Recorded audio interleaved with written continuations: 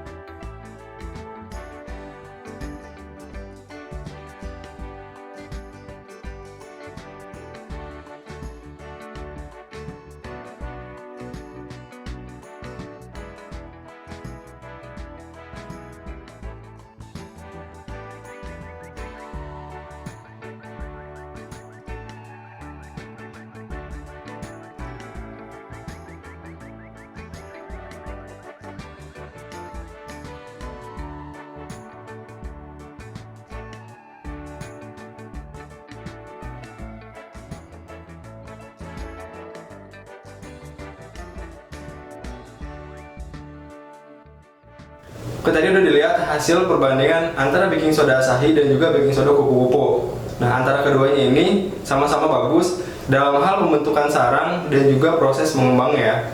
Teksturnya juga dilihat nggak jauh beda. Nah, jadi kedua baking soda ini bisa dipakai untuk berjualan martabak manis. Ketika tidak ada baking soda Asahi, teman-teman bisa pakai baking soda kupu-kupu. Oke, lalu pertanyaannya adalah, ketika teman-teman bertanya pada saya, mana yang akan saya pakai untuk berjualan martabak manis? Kalau saya akan pakai baking soda dari Asahi ini, karena dengan harga baking soda kupu-kupu, yaitu harganya sekitar 6 ribuan. Nah, baking soda Asahi ini di berat 250 gram, untuk yang bentukan repack ya, bukan yang bentukan seperti ini.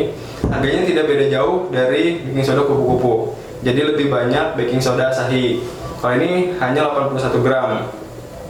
Nah, jadi buat teman-teman bisa jadi bahan pertimbangan ketika teman-teman menjual martabak manis. Sampai bertemu lagi di video selanjutnya. Dari saya kurang lebihnya mohon maaf. Assalamualaikum warahmatullahi wabarakatuh.